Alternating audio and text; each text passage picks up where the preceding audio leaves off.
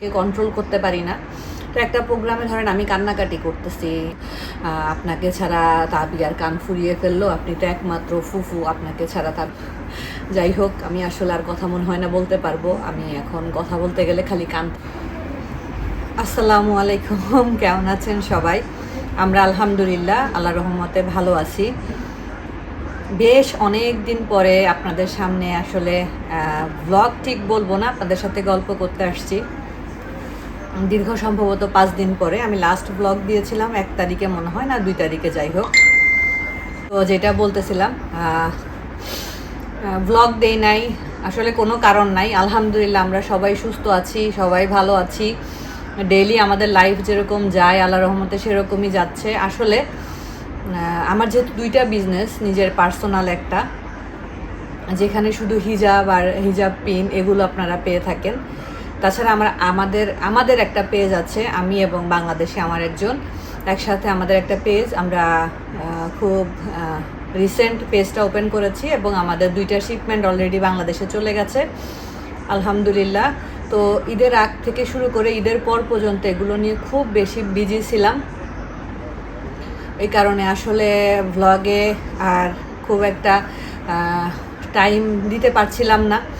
তারপরে আমার নিজেরও একটু রেস্টের দরকার ছিল, সব কিছু মিলাই ভাবলাম যে একটু ব্রেক নেই। তো আসলে আরও 2-4-5 দিন ব্রেক নেওয়ার ইচ্ছা ছিল, হয়তো বা এই ব্লগের পরে আবারও ব্রেক নিতে পারি। কিন্তু আপনাদের এত এত এত এত মেসেজ আমি পেয়েছি, আমার হোয়াটসঅ্যাপ থেকে শুরু করে আমার মেসেঞ্জার, আমি ইউটিউবেরটা বলতে পারবো না যেহেতু আমার কমেন্ট বক্সে ঢোকা হয় না, হোয়াটসঅ্যাপে মেসেঞ্জারে সবার এত কনসার্ন, সবাই এত জিজ্ঞেস করেছেন যে কেমন আছেন আপু, কেমন। তার মধ্যে আমার জিহ্বায় ছোট্ট একটা মানে কি বলে এটাকে, ছোট্ট, একদমই ছোট্ট একটা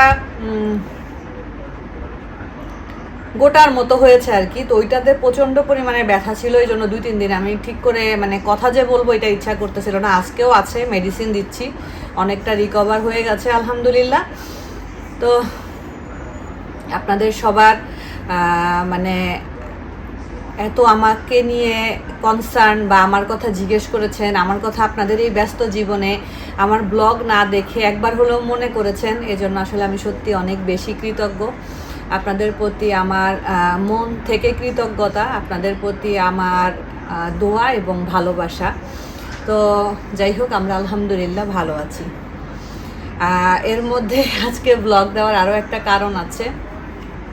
আপনারা রিসেন্ট দেখেছেন আমাদের তাবিয়া বুড়ির কান ফোরানো হয়েছে আলহামদুলিল্লাহ। আমি কান ফোরানোর পুরো প্রসেসটা, রাবিয়া এবং আমার চাচাতো বোন রুকাইয়া একসাথে ওদের কান ফোরানো হয়েছে। এই কান ফোরানোর কথাটা বেশ অনেক দিন ধরেই চলছিল, প্রায় 6-7 মাস ধরেই হচ্ছিল কান ফোরাবে এরকম ওরকম। আমি যখন লাস্ট টাইম দেশে গেলাম জানুয়ারির দিকে, ওই সময়ে ফোরানোর কথা ছিল, কারণ তখন অনেক ঠান্ডা ছিল। আমি বললাম যে থাকা বাদ দাও, দরকার নাই, আর একটু পরে ফোরাও। আসলে এই করতে করতে আর যেহেতু মানে আমি ইনশাআল্লাহ দেশে যাচ্ছি খুব শীঘ্রই, ইনশাআল্লাহ সেটা আমি আপনাদেরকে জানাবো, খুব শীঘ্রই ইনশাআল্লাহ দেশে যাচ্ছি। তো যাই হোক, এটা টপিকটা কেন বলছি আমি আপনাদেরকে একটু বলি। আমার ভাইয়া গতকালকে ব্লগ দিয়েছে, তার আগের দিন একটা ব্লগ দিয়েছে। আমি এখান থেকে আপনাদের মতো ব্লগ দেখি, ভাবির ব্লগ দেখা হয়, ভাইয়ার ব্লগ দেখা হয়, তানজিলার ব্লগ দেখি। গোছানো ব্লগ দেখতে আমার ভালো লাগে, এলোমেলো ব্লগ দেখতে আমার ভালো লাগে না। মানে একটা গোছানো জিনিস আছে না, এটা দেখতে কিন্তু সবাই পছন্দ করে। তো যেগুলো গোছানো দেখতে ভালো লাগে ওই টাইপের ব্লগগুলো দেখার চেষ্টা করি বা দেখি, যদি কোনো কিছু দেখতে ইচ্ছা করে এরকম আর কি। যেহেতু তাবিয়ার কানের ফোরানোর একটা কথা আমি জানি, সব কিছুই স্টেপ বাই স্টেপ আমি জানি, বাড়িতে কি হয় না হয় সব কিছুর খবরই মোটামুটি আমি জানি, আমাকে জানানো হয় আলহামদুলিল্লাহ। তো আমি যেহেতু জুলাইতে ইনশাআল্লাহ দেশে যাচ্ছি, তো ওই সময়টাতে একটা কান ফোরানোর কথা ছিল আমি যাওয়ার পরে। আপনারা যেহেতু ভাইয়ার ব্লগে দেখলাম অনেকেই কমেন্ট করেছেন যে নিশি আপু আসলে কানটা ফুরাইতেন, নিশি আপুর বাবা নাই মা নাই, নিশি আপু কষ্ট পাবে না। আসলে আমি একদমই কষ্ট পাই নাই।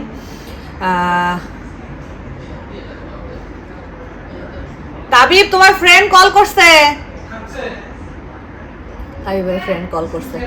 তো যাই হোক, আমি হলো যেটা বলতে চাচ্ছিলাম, আপনারা হয়তো অনেকে ভাবতে পারেন যে আমাকে বলা হয়নি বা আমি গেলে প্রোগ্রামটা করা হবে না বা এরকম কিছু ভেবে আপনারা কমেন্ট করেছেন, ভাইয়াকে বিশেষ করে দেখলাম।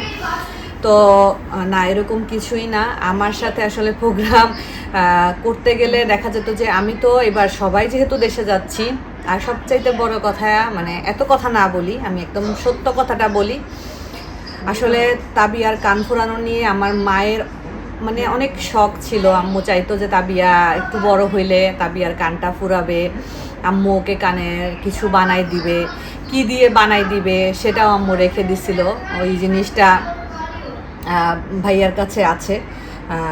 আমার 2টা বল টাইপের কানের দুল ছিল, 2টা বল বল। আম্মু বলতো যে এই কানের দুল তো তুই আর পরবি না। আমি বললাম না মা, বলছে এই 2টা ভেঙে তাবিয়ার কানে বানাই দিব, কান ফুরাইলে। আমি বলছি ঠিক আছে আম্মু, দিও, সমস্যা নাই। তো এখন আমি যদি তাবিয়ার কান ফুরানোর প্রোগ্রামটাতে থাকতাম, পুরো প্রোগ্রামটা আমার জন্য নষ্ট হইতো। কেন বলি, আমি আসলে ওইখানে মনোযোগ দিতে পারতাম না। আমার ভিতর থেকে আমি আনন্দ কোনো কিছুই করতে পারতাম না। কারণ যেহেতু আম্মুর অনেক বেশি শখ ছিল তাবিয়ার কান ফুরানো নিয়ে, আর তাবিয়া ছিল আম্মুর একটা জান বলতে পারেন। মানে আমি কোনো দাদিদেরকে দেখি নাই তার নাতনিদের বা নাতিদেরকে মানে এরকম মুখে তুলে খাওয়ানো, কোলে করে ঘুরে বেড়ানো, যেখানে যাচ্ছে সাথে করে নিয়ে যাচ্ছে, মানে অন্যরকম একটা বন্ডিং ছিল তাবিয়ার সাথে আম্মুর। তো এই কারণে আমি আসলে ওই আমার জন্য প্রোগ্রামটা নষ্ট হইতো, আমি কান্নাকাটি করতাম। আমি ওখানে কোনো জায়গায় আমি মানে ঠিক করে নিজেকে অ্যাডজাস্ট করতে পারতাম না। ভাইয়া যখন ভিডিও কলে দেখাচ্ছিল তাবিয়ার কান ফুরানো, তখন আমি লিটারেলি কাঁদতেছিলাম। মানে আমার ভিতরটা মনে করেন যে শেষ হয়ে যাচ্ছিল, দুমড়ায়ে মুচড়ায়ে বলে না, এরকম লাগতেছিল।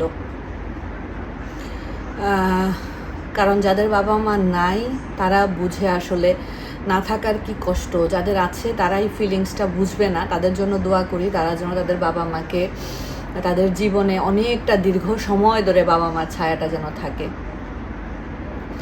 আমি আসলে ইমোশনাল মানুষ, আর যেহেতু মাকে খুব রিসেন্টলি হারাইছি, বাবাকেও হারাই ফেলছি, বেশ 7-8 বছর হয়ে যাচ্ছে, কিন্তু তারপরে তো মাকে ধরে বেঁচেছিলাম।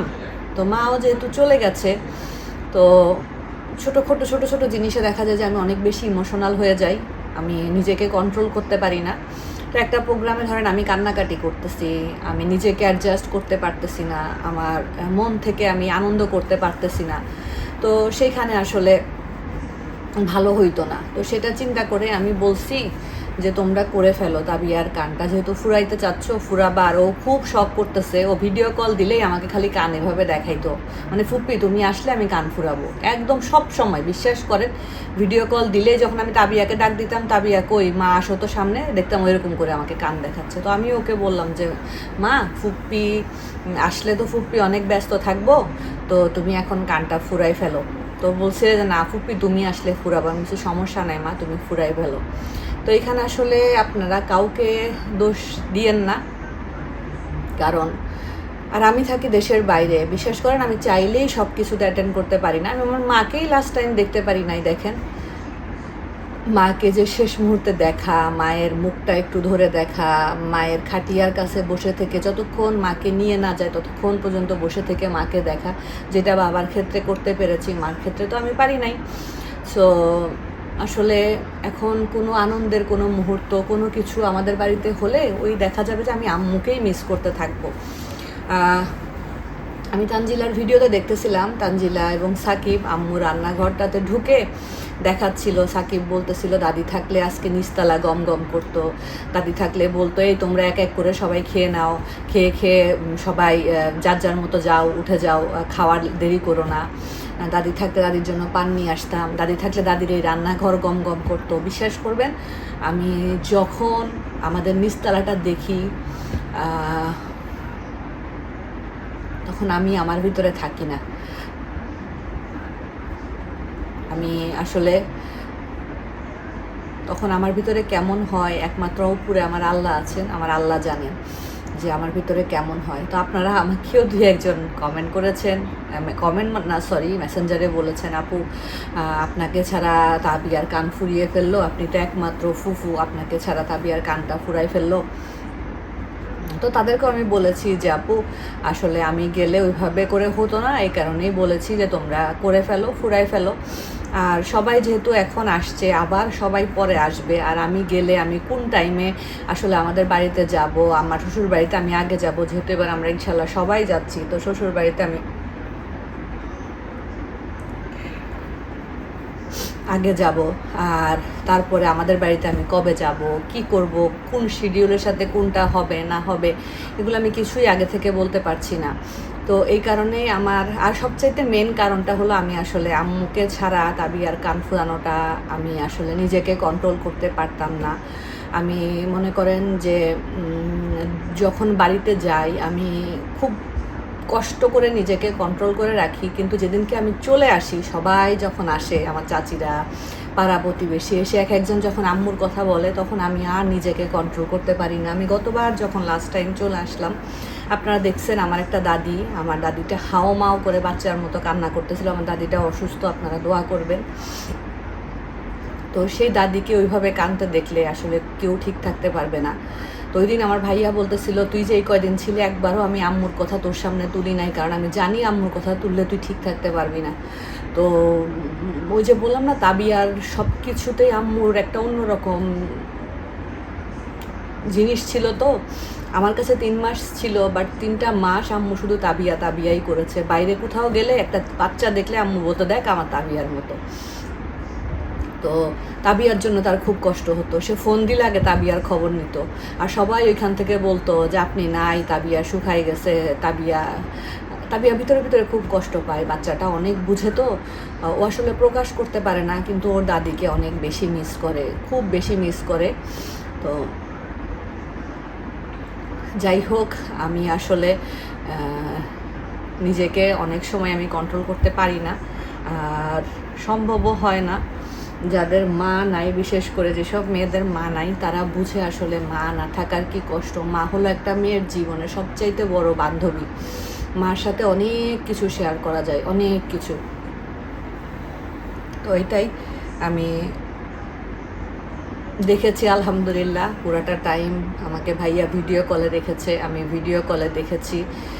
তাবিয়ার কান ফুরানোটা আমি পুরাটাই দেখেছি, বাট ওই টাইমটা তো আমার ভিতরটাতে খুব বেশি কষ্ট হচ্ছিল, কিন্তু খুব কষ্ট করে নিজেকে কন্ট্রোল করেছি, কারণ ওই সময় যদি আমি কান্নাকাটি করতাম, আমার চোখ দিয়ে পানি আসতো। এখানে সবাই ভিডিও করতেছে, সবাই যার যার মতো করে আনন্দ করতেছে, তো ওইটা নষ্ট হতো।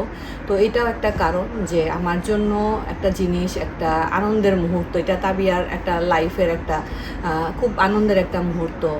একটা ছোট মানুষ কান ফুরাচ্ছে, আমি কিন্তু তাবিয়ার চাইতেও ছোট বয়সে আমাকে আম্মু কান ফুরাই দিছিল, আরও ছোট ছিলাম তখন আমি। তো তখন তো সব মেশিন টেশিন ছিল না, সুই সুতা দিয়ে ফুরাই দিছিল। আমার এক নানা হয় সম্পর্কে, উনি ফুরাই দিছিল। এরপরে আমাকে রিং বানাই দিছে, আমি দুইবার রিং হারাই ফেলছি। আমি ছোটোবেলায় খুব বেশি খেলাধুলা করতাম, মাটি টাটি এসব নিয়ে।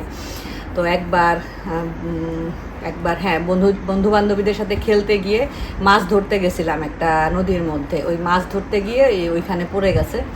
আর একবার ধুলা মাটি টাটি দিয়ে খেলতে গিয়ে ওইখানে একটা হারাই ফেলছি। দুইবার এরকম হারাই ফেলছি আমি রিং। তো তাবিয়াকে মাশাআল্লাহ অনেক সুন্দর লাগতেছে, কানে রিং পরে খুবই ভালো লাগতেছে। ভাবি দেখলাম যে ওই মেশিন দিয়ে ফুরানোর পরে যে কানের দুলটা পরাই দেয়, ওইটা খুলে ভাবি দেখলাম যে গোল্ডের কানের দুল পরাই দিছে, ওষুধ টষুধ লাগাই দিছে, সাথে রুকাইয়ারও ফুরাইছে। রুকাইয়া আমার আব্বুর খুব আদরের ছিল। রুকাইয়াকে আব্বু কোল থেকে নামাইতো না, মানে এত আদর করতো। রুকাইয়া আব্বুকে আব্বা ডাকতো। আপনারা যারা আমার ওই সময়ের ভিডিওগুলো দেখছেন তারা বলতে পারবেন যে আব্বু কেমন করতো। অনেকদিন পরে আপনাদেরকে ব্লগ দিতে এসে আমি মনে হয় আপনাদের মনটা আরও বেশি খারাপ করে দিলাম। আসলে আমারও খুব কষ্ট লাগতেছিল, আমারও খুব খারাপ লাগতেছিল, খুব আম্মুকে মিস করতেছিলাম। যাই হোক, আমি আসলে আর কথা মনে হয় না বলতে পারবো। আমি এখন কথা বলতে গেলে খালি কাঁদতেই থাকবো, তো সেটা খুব একটা ভালো দেখাবে না। সবাই ভালো থাকবেন, সুস্থ থাকবেন। আজকের মতো বিদায় নিচ্ছি, আল্লাহ হাফেজ।